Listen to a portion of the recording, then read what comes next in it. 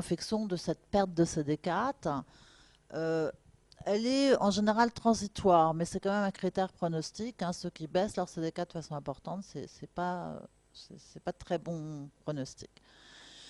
Il y a en fait un mécanisme homéostatique parce qu'il va y avoir une forte séquestration des lymphocytes TCD4 à l'endroit où il y a beaucoup de réplication virale. C'est-à-dire que les CD4 ils vont partir euh, à l'endroit où le virus se réplique, c'est-à-dire dans le tube digestif et dans les ganglions.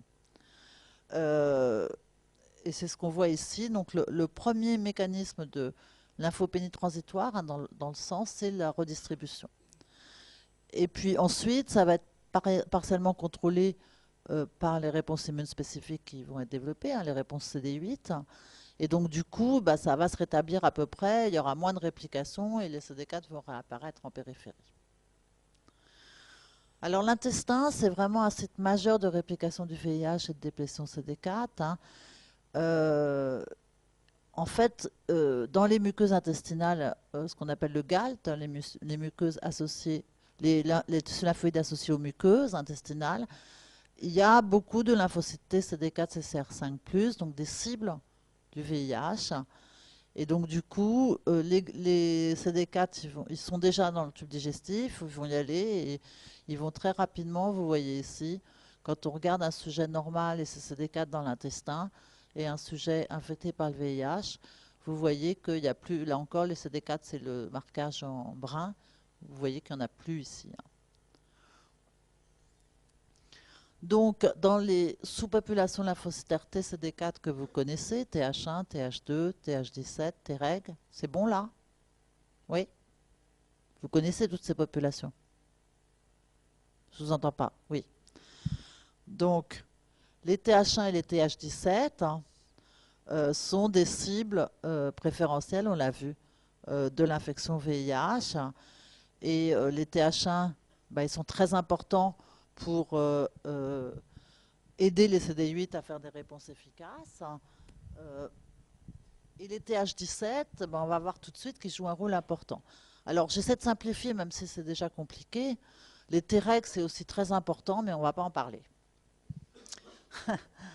Alors, pourquoi les TH17, ça nous intéresse? Parce que les TH17, on en a parlé hier. Vous vous souvenez que elles sécrètent à la fois de l'IL-17 et de l'IL-22, hein, c'est des cellules qui expriment ROR gamma T. L'IL-22 est importante pour faire proliférer les entérocytes, hein, de la muqueuse intestinale. Et l'IL-17 a au moins 3 fonctions qui sont importantes. Le maintien des jonctions serrées de l'épithélium, la production de défensines et chimiokines qui vont recruter les neutrophiles. Et l'IL-17 d'ailleurs aussi est capable de recruter directement les polynucléaires neutrophiles. Donc ces TH17, elles ont un rôle dans le contrôle des infections bactériennes et fongiques et dans le maintien de l'homéostasie épithéliale. Ça veut dire que si ces cellules disparaissent, eh ben, il va y avoir un épithélium intestinal qui va être à trous, hein, et en plus il ne va pas y avoir de capacité de se défendre contre les bactéries. Donc qu'est-ce qui va se passer s'il y a des trous dans l'épithélium intestinal? Il va se passer ce qu'on appelle de la translocation microbienne, c'est-à-dire que les bactéries qui sont dans le tube digestif, et ça c'est assez physiologique d'avoir des bactéries dans le tube digestif, et ben, ils vont passer dans le sang. Alors ça, on connaît ces mécanismes, je ne sais pas si vous en avez déjà entendu parler, on le connaît dans le choc septique, chez les patients qui ont une cirrhose, mais maintenant on sait que c'est un mécanisme probablement important, enfin dont l'importance est à définir dans l'infection VIH chronique. Alors, quels sont les mécanismes de la lymphopénie CD4? Je voudrais rappeler que la demi-vie du CD4 infecté, elle est de 2 jours, avec néanmoins, ça c'est l'infection productrice, avec entre-temps quand même des CD4 mémoires qui vont garder du virus. Alors les mécanismes, c'est probablement la réplication virale, hein, avec un effet cytopathogène. On voit, en tout cas dans les cultures, des cellules géantes, c'est-à-dire un lymphocyte infecté qui fusionne avec des lymphocytes non infectés. Donc c'est un mécanisme qui fait que des cellules non infectées peuvent être détruites aussi. Parce que comme une cellule infectée, elle exprime GP120 et que le CD4 normal, il exprime CD4, bien sûr, CD4 et GP120 peuvent s'associer et du coup, ça induit des fusions et ce qu'on appelle des syncytiales. Et puis, il y a une anergie, une apoptose secondaire à l'activation. Je vous ai dit que l'interféron alpha, ça activait le système immunitaire. Euh, et ça, on s'en est rendu compte il y a pas mal de temps. Et on a vu que finalement, la charge virale, c'était un marqueur important pour prédire la chute des CD4 et l'apparition du sida, mais qu'il n'y avait pas que ça. Que si on prenait des patients qui avaient des charges virales très différentes, soit par exemple inférieures à 500 copies ou supérieures à 40 000, c'est pas la même chose. Bah, quand on estimait la pente de CD4, parfois c'était pas très très différent. En tout cas, ça n'avait pas l'air de corréler parfaitement à la charge virale. Puis on savait qu'il y avait des patients qui contrôlaient bien le virus, mais qui baissaient quand même leur CD4. Et alors il y a un modèle qui est vraiment intéressant, euh, qui est le modèle des hôtes naturels du SIV. Cette fois-ci, c'est le virus simien, hein, qui est un bon modèle d'infection VIH.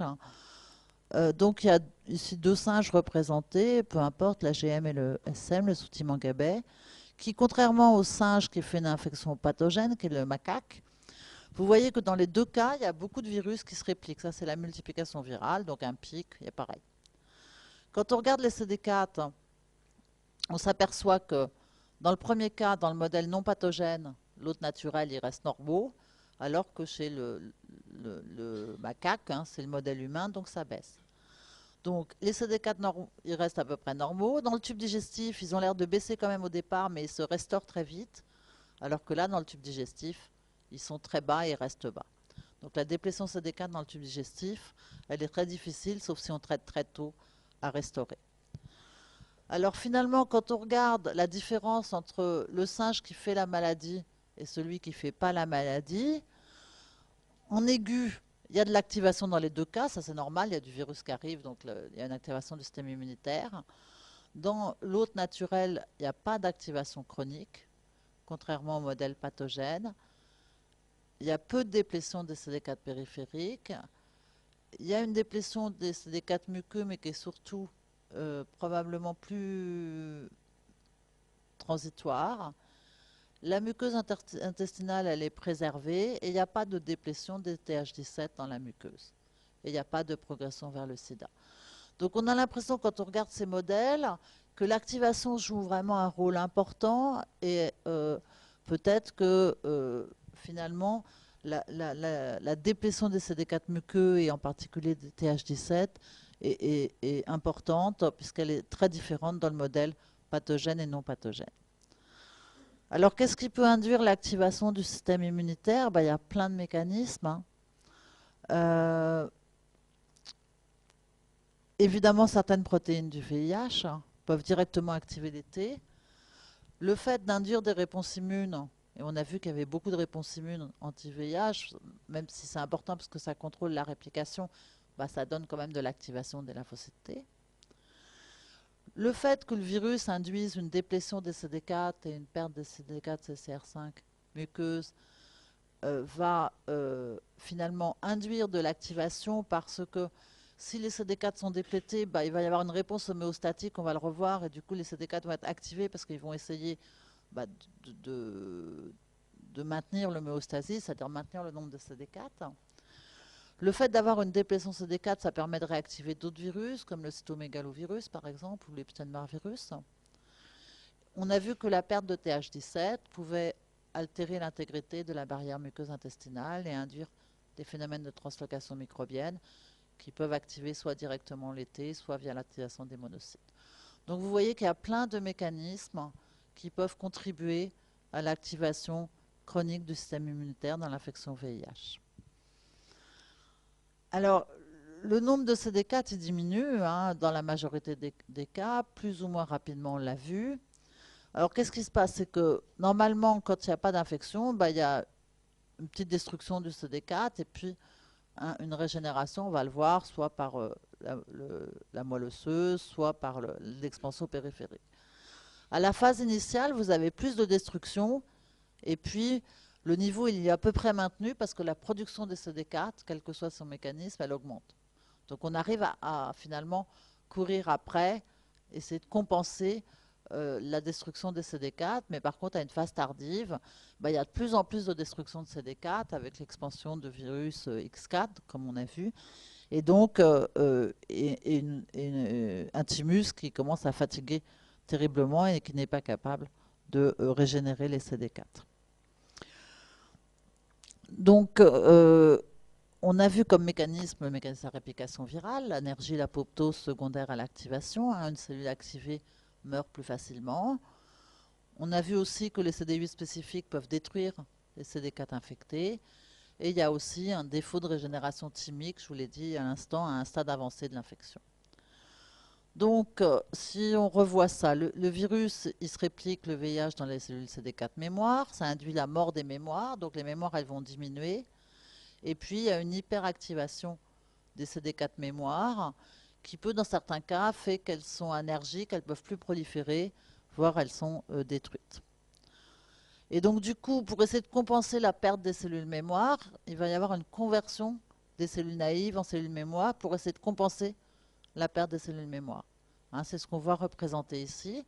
Donc, les cellules naïves, elles vont se transformer en cellules mémoire, elles vont s'activer, devenir mémoire, et du coup, on va avoir un déficit en cellules naïves et puis un déséquilibre, il y aura plus de mémoire que de naïves, alors que normalement, on a plus de cellules naïves que de cellules mémoire. Et donc, dans l'homéostasie lymphocytaire, pour essayer de maintenir le niveau des cellules T, vous avez d'une part une régénération des lymphocytes T par le thymus au niveau central, et d'autre part une prolifération des lymphocytes T en périphérie. Hein, c'est ce qui est représenté ici. Donc, régénération thymique, prolifération en périphérie, tout ça pour essayer de maintenir le niveau de CD4 mémoire et naïve. Et en fait, dans l'infection VIH, bah, les cellules mémoire, vous avez vu qu'elles sont progressivement détruites. Les cellules naïves, elles vont se transformer en cellules mémoire, il va y avoir de moins en moins. Le thymus, il ne va pas être capable de régénérer des cellules naïves. Et puis au fur et à mesure du temps, les cellules T elles vont être incapables de proliférer en périphérie pour maintenir le niveau. Et c'est ce qui fait que vous avez une perte de cellules T CD4, cellules naïves, hein, qui sont en général effondrées à un stade avancé, et des cellules mémoire qui sont de plus en plus basses au cours du temps. Donc un déficit quantitatif, mais aussi un déficit qualitatif. Hein, les fonctions des lymphocytes TCD4 sont altérées. On le voit quand on regarde les fonctions prolifératives aux antigènes de rappel, par exemple, comme le tétanos ou la tuberculine. Hein, quand on fait une intradermoréaction à la tuberculine chez un patient affecté par le VIH qui a un déficit immunitaire, on trouve que généralement l'IDR est négative. Hein, il n'y a plus de capacité de faire de l'hypersensibilité retardée.